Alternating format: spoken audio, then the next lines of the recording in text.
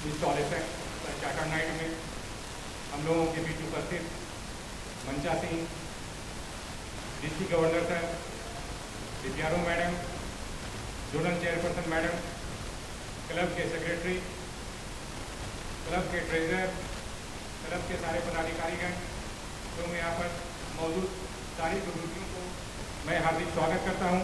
और आज के इस चार्टर नाइट में आप लोग यहाँ उपस्थित हुए हैं, इसके लिए मैं अध्यक्ष के रूप में आपका आभार प्रकट करता हूँ। दोस्तों,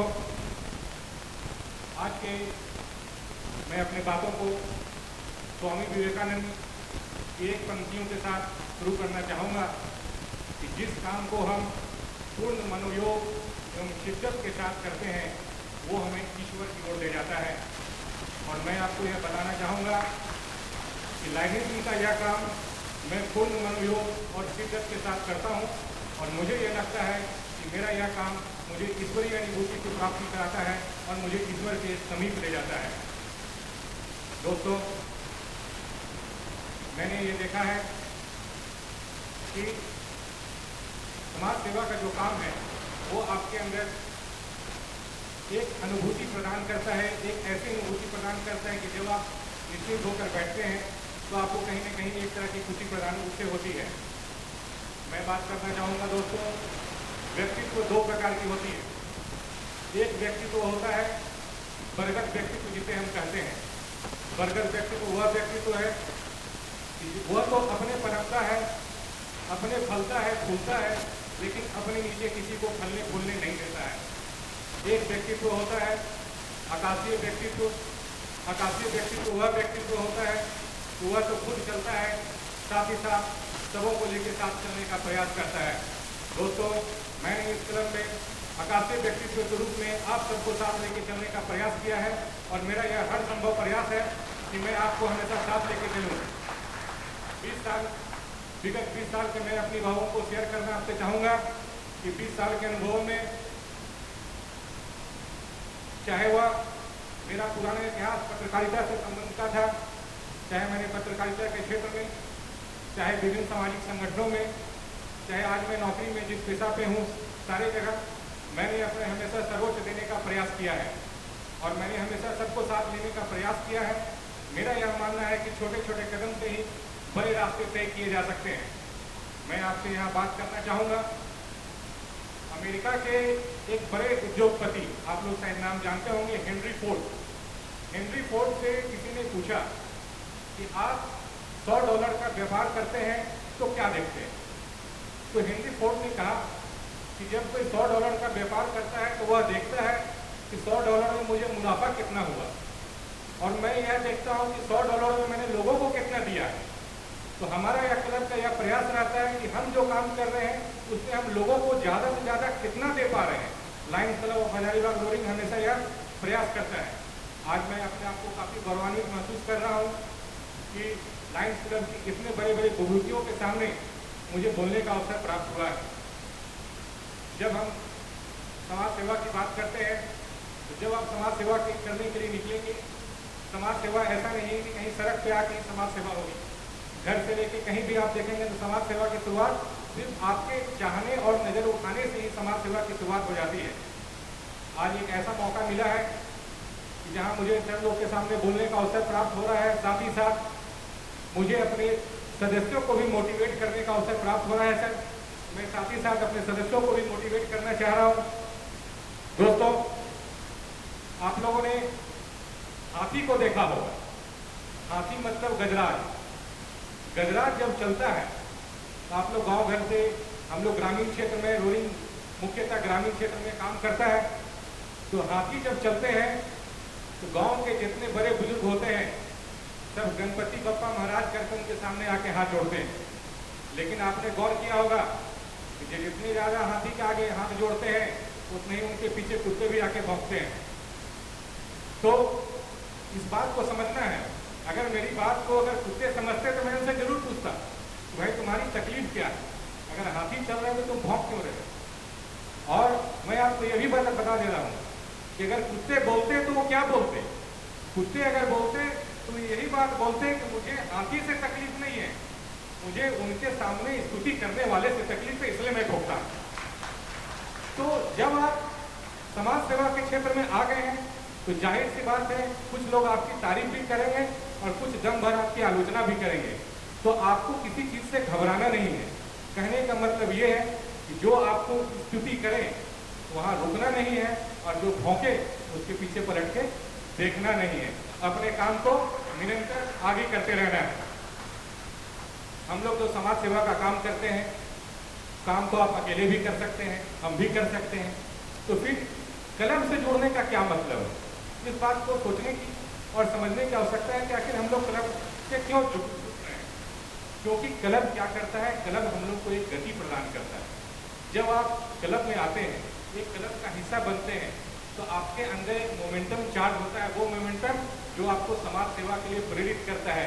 क्योंकि ये जो लाइन है वो आपको दिन रात इस बात को प्रेरित करता है कि आप लाइन है, समाज सेवा करना आपका कर्तव्य है। यानी क्लब एक माहौल को बनाता है। आपको एक उदाहरण देना चाहूँगा प्रसिद्ध क्रिकेटर विराट कोहली का। विराट कोहली अगर कीनिया की तरफ से खेलता तो क्या होता?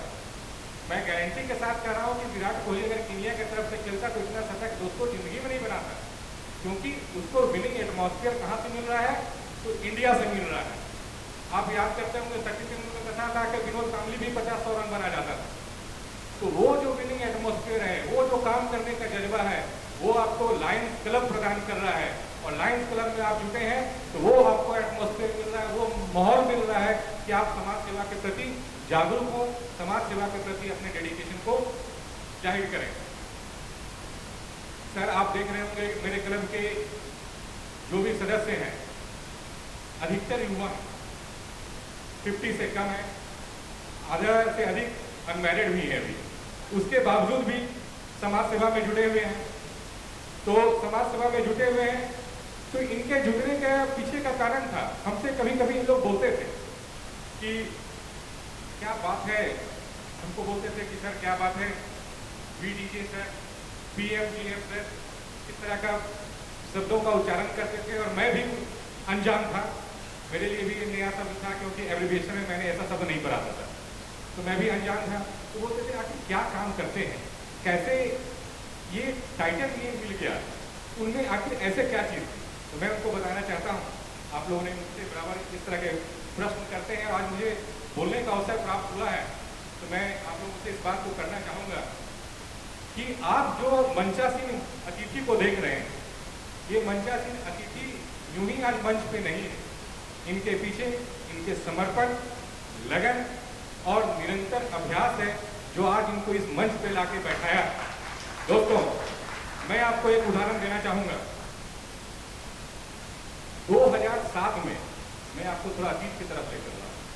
2007 में हैदराबाद में इंडिया और ऑस्ट्रेलिया का मैच चल रहा था। इंडिया और ऑस्ट्रेलिया के मैच में ब्रैड हॉग बॉलिंग करने के लिए आया और सचिन तेंदुलकर बैटिंग कर रहा था। ब्रैड हॉग ने बॉलिंग किया, सचिन तेंदुलकर बोल्ड हो गया। अब ब्रैड हॉग ने बोल्ड कर दिया सचिन तेंदुलकर को। ब्रैड हॉग नया नया गेंदबाज, सचिन तेंदुलकर मास्टर, अब मास्टर को बोल्ड कर दिया। उसकी खुशी का ठिकाना नहीं। शाम को वो बड़े ऑनर के साथ सचिन तेंदुलकर के पास पहुंचा, बोला सर मैंने आज आपको बोल्ड किया है, मैं आपका ऑटोग्राफ चाहता हूँ। सचिन तेंदुलकर ने बड़े ही श्रद्धा भाव के साथ उस गेंद को लिया और गेंद पे उसने लिखा, तुम्हारी जिंदगी में ये दिन दोबारा नहीं आएगा। यहाँ देखिएगा, मर्म बड़ा है, कहानी बहुत छोटा है, कहानी का मर्म बहुत बड़ा है। उसने लिखा तुम्हारी जिंदगी में ये दिन दोबारा नहीं आएगा। और साथियों, उसके बाद सचिन तेंदुलकर और ब्रैड हॉग के बीच 35 से 40 इनकाउंटर हुए, चाहे वो टेस्ट में हो, वनडे में हो, T20 में हो, लेकिन कभी भी ब्रैड हॉग सचिन तेंदुलकर को आउट नहीं कर पाया। क्यों नहीं कर पाया? क्या उस दिन ये लिखने के बाद सचिन तेंदुलकर बैठ के कहीं पार्टी कर रहा होगा? उस दिन लिखने के बाद उसकी समर्पण, उसकी निरंतरता, उसकी लगनशीलता इतनी ज़्यादा बढ़ गई होगी कि मैंने जिसे कमिट किया है उस कमिटमेंट को हमको पूरा करना है। आपने भी लाइन का टी-शर्ट पहन लिया है, मैंने भी लाइन की सदस्यता ली है, ऐसा नहीं है कि सिर्फ आपने लिया है। अब लाइन का लिया है तो ये चीज़ बताइए कि लाइन से हमें सीखना क्या है? हम तो कहते हैं कि लाइन है, हम लोगों के चेस्ट पे एक एम्ब्लेम है। ये लाइन हमें क्या बताता है? ये लाइन दोस्तों हमें बताता है कि हमें लाइन बनना है। लाइन की सबसे बड़ी खासियत क्या है? लाइन की सबसे बड़ी खासियत है कि लाइन जो होता है वो एक दिली होता है। एक दिली होके एक दिमाग से एक प्रयास से अपना शिकार करता है, क्योंकि ग्रुप में शिकार कुत्ते करते हैं, शेर नहीं करते हैं। और हम लोग लाइन है और हम लोगों का एक दिली एक प्रयास हम लोगों को समाज सेवा में सबसे अलग खड़ा करके रख देगा। मैं आपको बताना चाहूंगा दोस्तों, जंगल में तो बहुत से राजा हैं। ऐसा क्या होता है? ऐसा आपने सुना है? बहुत से। जंगल का राजा कौन होता है? जंगल का राजा सिर्फ और सिर्फ लायन होता है। वो लायन कौन है? हम और आप हैं। क्यों हमें लायन रखा गया? इसका नाम तो हो सकता है टाइगर या एलिफेंट भी हो सकता है। क्यों हम लायन हैं? हम लायन इसलिए हैं। कभी आपने इस बात को गौर किया? अगर नहीं किया तो मेरे नजरिए से थोड़ा सा गौर करने का प्रयास कीजिए। हम लायन इसलिए हैं क्योंकि जंगल में लायन से बड़े तो एलिफेंट भी होते हैं, लंबे देखेंगे तो जिराफ भी होते हैं, रैनो भी होते हैं, सब बड़े बड़े होते हैं। लेकिन लायन ही क्यों जंगल का राजा कहलाता है? वो इसलिए कहलाता है कि सिर्फ एक ऐसा चीज है जो हमें सबसे अलग करता है, और वो चीज है हमारा एटीट्यूड। क्योंकि लायन जब जंगल में किसी भी जानवर को देखता है तो उसका नजर बता देता है कि मैं तुम्हें खा जाऊंगा, और दूसरा जानवर जानता है कि इसका नजर ऐसा है कि ये मुझे खा जाएगा। और यही कारण लायन जो है वो जंगल का राजा है, जंगल में उसकी हुकूमत चलती है। और दोस्तों यही एम्बलम आपको मिला है, और आपको जब एम्बलम मिला है तो आप जान जाइए समाज सेवा के क्षेत्र में सबसे बड़े आप हैं। सबको आपने जिसका एम्बलम अपने ऊपर धारण किया है, आपको साबित करने की चुनौती आपकी है। अब आपने लाइन की जिम्मेवारी ली है तो आपको उसको लेना है। कभी कभी कोरोना काल में मेरे काफी साथी मेरे पास आते थे, बोलते थे ये तो गजब हो गया। कुछ दिन पहले ही मार्च में सर हम लोग का चार्टर हुआ था, मार्च में चार्टर हुआ, अप्रैल में वेव आ गई। तो बोले ये तो कमाल हो गया, सिर मुराते ही ओले पड़ गए। तो बात भी सही थी कि चार्टर हुआ और हम लोग कोरोना की वेव में आ गए। तो हम बोले हम लोग को हताश होने की आवश्यकता नहीं, ये समय की डेस्टिनी है, और समय की डेस्टिनी के आगे तो किसी की नहीं चली है, इसलिए हम लोग को हताश होने की आवश्यकता नहीं है। आज भी कोरोना का पूरा प्रकोप खत्म नहीं हुआ है, हमें हताश होने की आवश्यकता नहीं है, क्योंकि इतनी भी बुरी डेस्टिनी हमारी नहीं आई है कि हमारा सब कुछ काम खत्म हो गया है। जब श्री रामचंद्र प्रभु, आप लोग याद कीजिए, थोड़ा रामायण की तरफ आपको ले चल रहा हूँ। जब श्री रामचंद्र प्रभु का राज्याभिषेक होने वाला था सुबह, और रात में ही उनको क्या हुआ, वनवास की कहानी सुना दी गई। और बेचारे कहाँ उनको सुबह राजताज मिलने वाला था, और वो सुबह जंगल की ओर निकलने चले। क्रूर डेस्टिनी तो उसको कहते हैं दोस्तों कि जब वो जंगल की ओर निकल गए तो रास्ते में भरत मिलके उनका खड़ाव भी उतार दिया। लेने को तो उनका अंगवस्त्र भी लेके उनके सीट पे रख सकता था, लेकिन उनका खड़ाव भी ले लिया और खाली पैर श्री रामचंद्र प्रभु चले गए जंगल की ओर। इतनी खराब डेस्टिनी हम लोग की नहीं आई। उस अवस्था में भी मैंने अपने सारे साथियों को एकत्रित किया, और मैं एक व्यक्ति का खास करके धन्यवाद देना चाहूँगा। मैं कमल जैन साहब का धन्यवाद देना चाहूँगा। सर कमल जैन साहब ने उस समय उस विकट परिस्थिति में हम लोगों को काफ़ी ऑक्सीजन सिलेंडर उपलब्ध करवाया, और उस उपलब्ध सिलेंडर में आज भी क्लब के पास ऑक्सीजन सिलेंडर उपलब्ध है, जिसका हम लोग समय समय पर उपयोग हम लोग करते रहते हैं। लायंस क्लब हमेशा से समाज सेवा के क्षेत्र में अपनी विभिन्न सहभागिता को प्रदर्शित कर रहा है।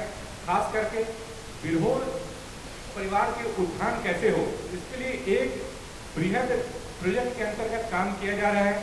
साथ ही साथ सैनिटेशन के क्षेत्र में हम लोग काम कर रहे हैं। लॉकडाउन की अवधि में नेशनल टैलेंट हंट को हम लोगों ने सफलतापूर्वक आयोजित किया, जिसके प्रतिभागियों को आज सर के कर कमलों के द्वारा सम्मानित भी किया गया है। जहां तक संभव हुआ मेडिकल ट्रीटमेंट्स में कुछ महिलाएं एवं अन्य को हम लोगों ने इलाज का खर्च उठा के पूरा उसका इलाज करवाया है।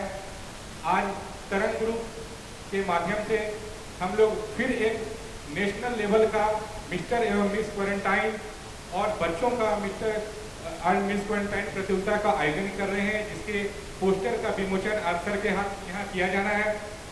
साथ ही साथ मैं ये बताना चाहूँगा कि हम लोग के ग्रुप के 2 लड़के क्लब का नाम राष्ट्रीय स्तर पर उठाने का प्रयास कर रहे हैं। मैं तहे दिल से धन्यवाद देना चाहूँगा राष्ट्रीय शूटर यशवंत कुमार का और राहुल कुमार दास का, जो हमारे क्लब के मेंबर हैं और राष्ट्रीय शूटर हैं, नेशनल लेवल पर अपनी प्रतिभा को चमका रहे हैं और हमारे साथ जुड़े हुए हैं। साथ ही साथ ये भी बात बताना चाहूँगा सर, दोनों अविवाहित भी हैं, उसके बाद भी अपनी डेडिकेशन यहाँ पर समर्पित कर रहे हैं। हम लोगों ने अपने शॉर्ट पीरियड में सीमित संसाधन में अपने कार्यों को अंजाम दिया है। मेरा ये मानना है कि जब आप काम को करते हैं तो काम को दिखाने या बताने की आवश्यकता नहीं है। अगर काम होगा तो लोग अपने आप आपको देखेंगे, अपने आप आपको जानेंगे और आपकी तारीफ भी खुद करेंगे। मैं आपको सर यहाँ पर एक बताना चाहूँगा कि क्लब ने पहला प्रेस रिलीज आज किया है सर। इतने देर के टेन्योर में क्लब ने आज तक एक प्रेस रिलीज नहीं किया है सर। जो भी अखबार में छपा है वहाँ के अगर अखबार नवीसों ने देखा है तो छापा है। क्लब की तरफ से पहला प्रेस रिलीज आज के कार्यक्रम का किया गया है सर। मैं प्रेस रिलीज में विश्वास नहीं रखता हूँ और ऐसा नहीं है कि प्रेस रिलीज में विश्वास नहीं रखने का कारण ऐसा नहीं है कि मेरा तो इतिहास ही सर पत्रकारिता का रहा है सर। लेकिन मुझे ये लगता है कि अगर हम काम करेंगे, लोगों के पास जाएंगे तो निश्चित ही अखबार नवीसों के नज़र में भी हम आएंगे। बहुत से साथियों से बात होता है, अभी आपने देखा भी होगा, मैं बहुत से साथियों को जब अपनी जिम्मेवारी भी देता हूँ तो इन लोगों के मन में कुछ न कुछ दो विचारधाराएं चलती रहती हैं सर। अभी आपने देखा कुछ लोगों ने बोला, कुछ बोलना चाहते हैं, बोलने चाहने के बाद मिलते हुए हैं। तो मैं एक चीज़ कहना चाहूँगा, एक हम लोग सुनते थे, कोशिश करने वाले की हार नहीं होती, बराबर सुनते हैं, काफ़ी फेमस सुनती है। लेकिन कोशिश करने का मतलब क्या है मुझे आज तक समझ में नहीं आया। कोशिश हम तब करेंगे जब हम डाइसी, मेरे मन में अगर विरोधाभास चल रहा है तो हम प्रयास करेंगे। अगर मेरे पास प्लान बी है ही नहीं तो सिर्फ और सिर्फ प्लान ए ही हिट करेगा। तो करना आपको है, करना हमको है और प्लान ये है कि हमको समाज सेवा के क्षेत्र में जाना है और समाज सेवा में आपको अपनी उपस्थिति को दर्ज कराना है। कहीं से ना हिचकना है, कहीं से ना झिझकना है। आज मुझे अति सौभाग्य प्राप्त हुआ है कि डीजी सर हमारे बीच उपस्थित हैं। पिछले महीने रांची में पीएचडी की मीटिंग थी जिसमें मैं अपने व्यक्तिगत कारण से उपस्थित नहीं हो पाया था। उसके बाद मेरे क्लब के सदस्यों ने मुझे बताया कि मैंने डीजी सर से भेंट किया है, बात किया है और डीजी सर के बारे में जो मुझे मेरे सदस्यों ने आके फीडबैक दिया उसे मैं आज इस मंच पे कहना चाहूँगा। सबने कहा कि सर सबकी बातों को सुनते हैं, यहाँ तक तो ठीक था, लेकिन उसके बाद का जो लाइन था उसने मेरे शरीर में ऊर्जा का सूत्रपात किया दोस्तों। उसके बाद मेरे साथियों ने कहा कि सबकी बात को सुनने का मतलब, और उसने कहा सबकी बात को बहुत ही सूक्ष्म रूप से, गहन रूप से, इत्मीनान से सुनते हैं, उस पर आत्ममनन करते हैं। और ये बात मेरे अंदर जो शक्ति का सूत्रपात किया, मैंने उसी दिन, शायद मेरा पहला संवाद मेरे डीजी सर से उसी दिन था।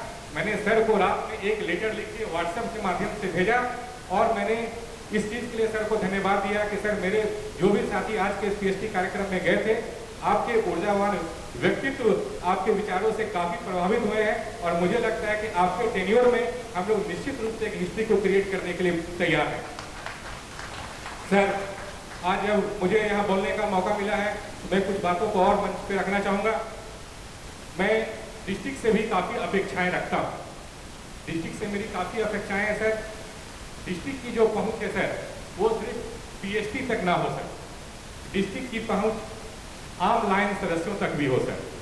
क्योंकि एक डिस्ट्रिक्ट का कॉल, एक डिस्ट्रिक्ट का लेटर, एक डिस्ट्रिक्ट का मैसेज आम लाइन में जो ऊर्जा का सूत्रपात करता है सर, वो क्लब के पीएचडी नहीं कर सकते हैं सर। तो मेरा आपसे एक विनम्र आग्रह है सर कि डिस्ट्रिक्ट की पहुँच आम लाइन सदस्यों तक हो सर। संवाद का जो तरीका हो सर वो मॉडर्न टेक्निक्स पे आधारित हो सर, मॉडर्न टेक्निक्स के आधार पे हो। हिंदी भाषी क्षेत्र है सर, संवाद अधिकांश हिंदी में हो सर। खास करके ओरिएंटेशन का प्रोग्राम हो सर, ओरिएंटेशन का प्रोग्राम अगर डिस्ट्रिक्ट ऑर्गेनाइज करती है सर तो जो क्लब है अगर उससे 2 महीने 6 महीने में भी एक बार अगर वो ओरिएंटेशन का प्रोग्राम करते हैं तो निश्चित रूप से वो ऊर्जावान होते हैं, उनमें काम करने का नया जोश आता है सर। मैं एक बात कहना चाहूँगा, हम लोग को ड्रॉप आउट के बारे में भी सोचने की आवश्यकता है। अभी तक मैं इस मामले में लकी हूँ कि ऐसा कोई मामला हमारे साथ नहीं चल रहा है। लेकिन ड्रॉप आउट गंभीर, क्योंकि अगर एक व्यापारी जब व्यापार करता है और उसका एक तो ग्राहक भाग जाता है तो रात भर वो मंथन करते रहता है कि मेरा एक ग्राहक भाग गया। तो डिस्ट्रिक्ट को भी इस चीज़ के लिए कहीं ना कहीं एक ऐसी सेपरेट विंग होनी चाहिए सर, जो इस पर नज़र रखे, उसको फीडबैक ले कि उसके भागने के पीछे का रीजन क्या है। तो मेरा सर से ये आग्रह है कि डिस्ट्रिक्ट के अंदर भी एक ऐसी चीज़ होनी चाहिए सर। मैं डिस्ट्रिक्ट से एक और आग्रह करूँगा सर कि जो परमानेंट प्रोजेक्ट्स हैं सर, परमानेंट प्रोजेक्ट्स का मॉनिटरिंग एंड वॉचिंग के लिए एक परमानेंट सेल होना चाहिए सर, क्योंकि प्रत्येक क्लब मुश्किल से 1 या 2 परमानेंट प्रोजेक्ट्स को चलाते हैं सर। तो जो परमानेंट प्रोजेक्ट हैं उसके कंटिन्यू उसको देखने के लिए एक हम लोग के पास एक विंग होना चाहिए जो इस तरह के कामों को हम लोग को साथ में करते रहे। मैं साथ ही साथ आज अपने आप को काफ़ी लकी मान रहा हूँ कि मुझे ऐसी विभूतियों के सामने न सिर्फ बोलने का मौका मिला है, बल्कि सर लोग ने जितनी गंभीरता से मुझे सुना है, इसके लिए मैं अपने आप को काफ़ी खुशनसीब मानता हूँ। मेरे क्लब के लोग भी खुशनसीब अपने आप को मानेंगे, क्योंकि उनका प्रतिनिधित्व मैं कर रहा हूँ। तो मैं सर को एक बार तहे दिल से धन्यवाद देना चाहता हूँ कि सर, हम लोगों की बातों को आपने सुना है और हम लोगों की जो अपेक्षाएं हैं, जो आकांक्षाएं हैं, उसको निश्चित रूप से आने वाले समय में आपके ऊर्जावान विचारों से, आपके दिशा निर्देश से, हम लोगों के बीच उपस्थित DPRO मैडम से, जोनल चेयरपर्सन मैडम से मिलते रहेगा। और बहुत ही जल्द जो समाज सेवा की परिकल्पना मेलविन जोन्स के द्वारा की गई थी, उसको हम लोग कुछ हद तक लेके जाने का प्रयास करेंगे। पूर्णतः मैं इसलिए नहीं कर सकता हूँ सर, क्योंकि Rome was not built in a day sir. इसलिए मैं ये नहीं कर सकता हूँ कि मैं 6 महीना में मिरेकल कर दूंगा। लेकिन ये चीज़ जरूर है, मिरेकल नहीं करूँगा, लेकिन मिरेकल की राह पे मैं जरूर निकल के चलूँगा सर। मैं बहुत ही जल्द यहाँ और क्लब देने वाला हूँ, उसकी भी मैं आज यहाँ घोषणा कर रहा हूँ। हमारे काफ़ी क्लब तैयार हैं। जहाँ तक सदस्यों को बढ़ाने की बात है, मैं सदस्यों को बढ़ाने में बहुत ज़्यादा विश्वास नहीं करता हूँ, क्योंकि मेरा ऐसा मानना है कि अगर हम यहाँ 10 बैठे हैं और हम अपने 10 घर से जोड़ लिए, यहाँ से जोड़ लिए, मैं वैसे लोगों को, ऊर्जावान लोगों को लाना चाहता हूँ। जो लोग मेरे साथ जुड़ चुके हैं उनसे भी मेरा यह आग्रह है कि आप जुटे हैं तो आप संख्या ना रहें। मैं आपसे पुनः आग्रह कर रहा हूँ कि मैं सारे लोगों से मेरा ये निवेदन है कि मुझे संख्या वाला क्लब नहीं चाहिए, मुझे काम करने वाला क्लब चाहिए। वो क्लब जिसके प्रत्येक व्यक्ति की अपनी एक आइडेंटिटी हो, क्योंकि जब जिस तरह से खेल के मैदान में 10 नंबर का जर्सी उतरता था तो पूरे मैदान में सीटी बजती थी, उसी तरह मैं चाहता हूँ कि मेरा एक क्लब का कोई एक लड़का जाए तो उसे लगे कि गरजता हुआ शेर आया है। और सौभाग्य देखिए कि हम लोग रोडिंग लाइन है और शेर की राह होती है। मैं एक बार तहे दिल से सर को धन्यवाद देना चाहता हूँ। यहाँ पर उपस्थित मेरे बड़े भाई अशोक भैया भी आ चुके हैं, मैं उन्हें भी सादर अभिनंदन करता हूँ। और आप सबों ने मुझे यहाँ बोलने का मौका दिया, इतनी गंभीरता से सुना, इसके लिए बहुत बहुत धन्यवाद। जय हिंद, जय भारत।